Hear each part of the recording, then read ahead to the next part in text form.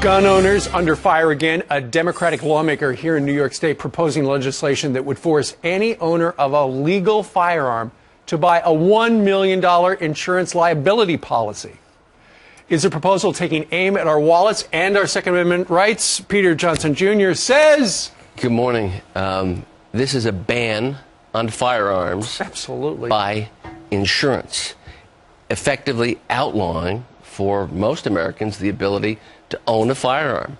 Looking to do it in New York State, looking to do it in California, other states around the coast, mostly the East Coast, make it functionally impossible to own a firearm. How much would it cost under this guy's proposal? Their estimates $1 million? between $1,500 to $2,000 a year. Just to protect themselves. So we will have in this country, if this thing passes in New York and other states, a means test for the exercise of a constitutional privilege. So turn a right into a privilege and say firearms owners will now be a target for criminals.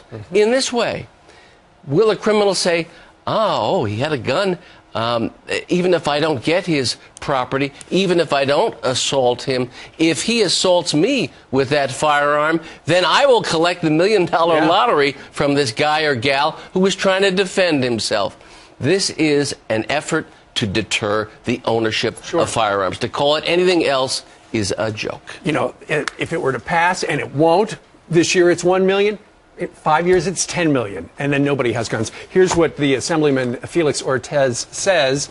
This bill is designed to encourage responsible ownership of firearms and to reduce accidental shootings. Additionally, the insurance policy will provide innocent victims of firearm incidents compensation for the medical care for their injuries and recoveries. Now, let me ask you this. You've got to have insurance to drive a car. Right. Is that applicable here? No.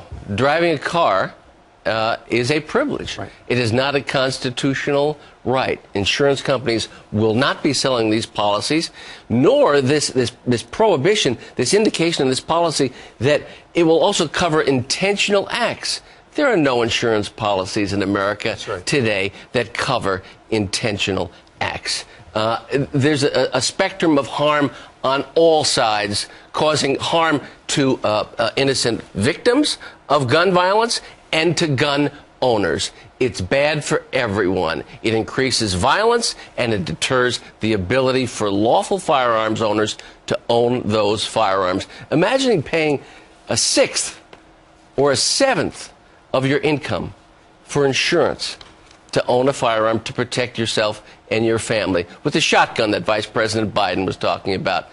Incomprehensible. It is incomprehensible because ultimately the insurance to protect ourselves is that shotgun. And ultimately they will look to the federal government to do what the private insurers won't do, and we'll be paying for that too. We'll be paying to limit our own constitutional rights. Peter Johnson Jr., thank you for bringing this to our attention. Good to see you, Steve. It's outrageous.